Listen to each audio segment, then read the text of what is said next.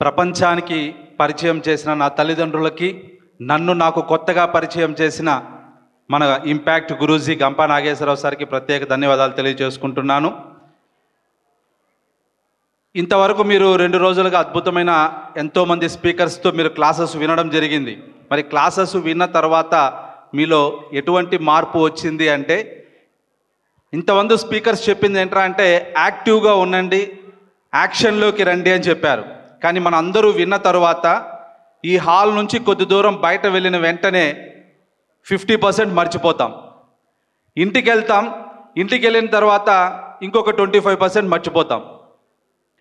Night నిద్రపోయేటప్పుడు అబ్బా ఏం చెప్పారండి క్లాసు అనుకున్నది, అబ్బా ఏం చెప్పారు అన్నట్టుగా అర్లీ మార్నింగ్ అంతా ఉన్న 25 కూడా జీరో అయిపోతుంది. అదేవిధంగా నిన్న ఎలా అయితే ఎంత ఫ్రెష్గా నెగిటివ్ థాట్స్తో హ్యాపీగా లైఫ్ని లీడ్ చేస్తున్నారో అదే లైఫ్ని రేపటి నుంచి కూడా కొనసాగిస్తూ ఉంటారు. మరి అవన్నీ కొనసాగించకుండా ఇంత అద్భుతమైన స్పీకర్స్తో మన క్లాసెస్ చెప్పించిన దానికి ఒక చిన్న కథ ద్వారా మీరు నేర్చుకోవాల్సింది ఒకటి ఉంది. ఒక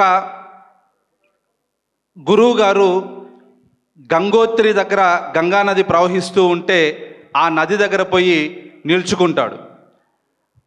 ఆయన వెనకాల చాలామంది సైన్యం ఉంటారు.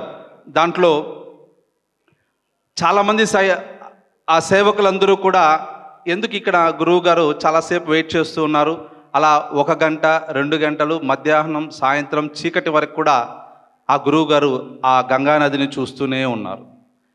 ఆ రోజంతా ఉపన్యాసాలు లేవు, ఎటువంటి సూక్తి మాటలు లేవు, భోజనం లేదు, అల్పాహారం లేదు, కేవలం ఆ గంగా నదిని చూస్తూనే ఆ గురువు గారు ఉన్నారు.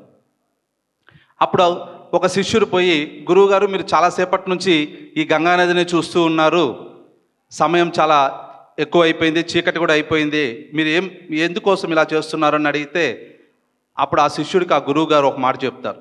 ఏమంటే, ఈ గంగా నది ఎప్పుడు ఎండిపోతుందా అప్పుడు నేను ఆ వైపు ఒడ్డుకెళ్ళి నాకు కావాల్సిన పనులన్నీ చూసుకొని తిరిగి ఇక్కడికి వచ్చేద్దామని ఎదురు చూస్తూ ఉన్నాను అంటాడు.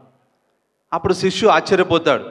మాకు ఎన్నో విషయాలు చెప్తారు, ఎన్నో మంచి మార్గాలు మంచి సూచనలు ఇస్తారు, అలాంటిది మీకు ఒక చిన్న విషయం తెలియదా గురువుగారు, గంగానది ఎప్పుడైనా ఎండిపోతుందా, మీరేంటి ఇలా చేస్తున్నారు అంటే అప్పుడు ఆ గురువుగారు వెనక్కి తిరిగి తన శిష్యులందరికీ చెప్తాడు, నేను కూడా అదే చెప్తున్నాను మీ అందరికీ, ప్రతి ఒక్కరి జీవితంలోనూ సమస్యలు అనేది ఉంటాయి.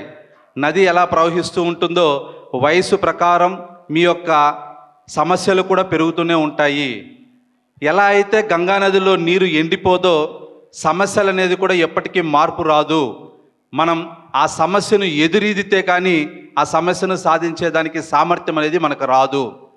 ఈ నది దాటాలంటే నాకు ఎన్నో మార్గాలు ఉన్నాయి. పడవ ద్వారా వెళ్ళొచ్చు, లేదా ఎవరైనా లిఫ్ట్ తీసుకెళ్ళి బ్రిడ్జ్ ద్వారా వెళ్ళొచ్చు, రోప్ వేలో వెళ్ళొచ్చు.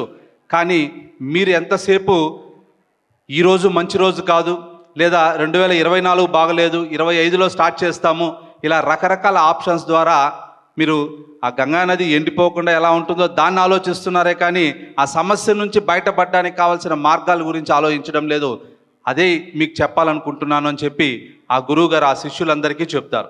సో మీరందరూ కూడా ఈ 2 రోజులు విన్న సెషన్ని జాగ్రత్తగా విని ఆచరించండి. ఏదైనా ఒక పాయింట్ తీసుకొని ఆచరించండి, మీరు కూడా జీవితంలో సక్సెస్ అవుతారని చెప్పి అనుకుంటున్నాను.